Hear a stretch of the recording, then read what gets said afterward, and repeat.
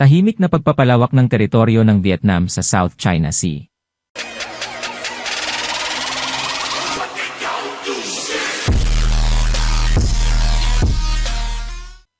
Tahimik na pagpapalawak ng teritoryo ng Vietnam sa South China Sea.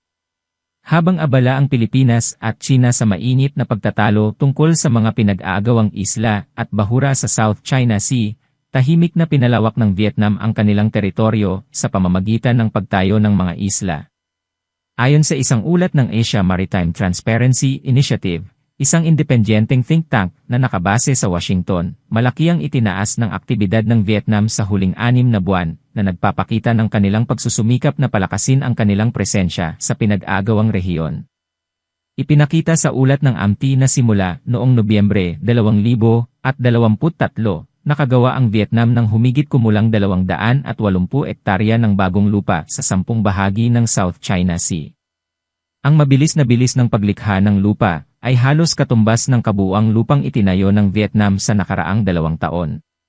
Partikular, nagdagdag ang Vietnam ng 163.5 ektarya sa unang 11 buwan ng 2023 at 138.4 ektarya noong 2022. Ang kasalukuyang bilis ng pagpapalawak ay nagpapahiwatig na ang 2024 ay maaaring maging record na taon para sa kanilang mga pagsisikap sa pagtayo ng mga isla. Ang mga estratehikong implikasyon ng mga aksyon ng Vietnam ay mahalaga, lalo na't ang ilang mga pinalawak na bahagi ay inaangkin ng iba't ibang bansa, kabilang ang Pilipinas. Ang tahimik ngunit matatag na pagpapalawak na ito ay malinaw na kaibahan sa mas nakikitang at kadalasang kontrobersyal na mga aktibidad ng China sa rehiyon na matagal nang binabatikos dahil sa malawakang reklamasyon ng lupa at militarisasyon ng iba't ibang isla at bahura. Ang paraan ng Vietnam sa pagtayo ng mga isla ay mukhang planado upang patatagin ang kanilang mga teritorial na pag-aangkin at palakasin ang kanilang estratehikong posisyon sa South China Sea. Ang malaking pagtaas sa paglikha ng lupa sa maikling panahon ay nagpapakita ng nakatutok at determinadong pagsusumikap upang tiyakin at palawakin ang kanilang sakop sa mahalagang rehiyong ito.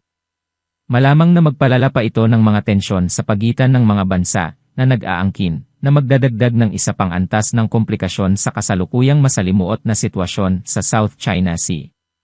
Habang patuloy na nagtutuloy-tuloy ang mga aktibidad ng Vietnam sa pagtayo ng mga isla, ang pandaigdigang komunidad, partikular na ang mga bansa na direktang sangkot sa mga teritorial na pagtatalo, ay masusing magbabantay sa mga kaganapang ito. Ang ulat ng AMT ay naglalagay ng diin sa pangangailangan ng patuloy na pagbabantay at dialogo upang tugunan ang papataas na tensyon at tiyakin ang katatagan sa rehiyon.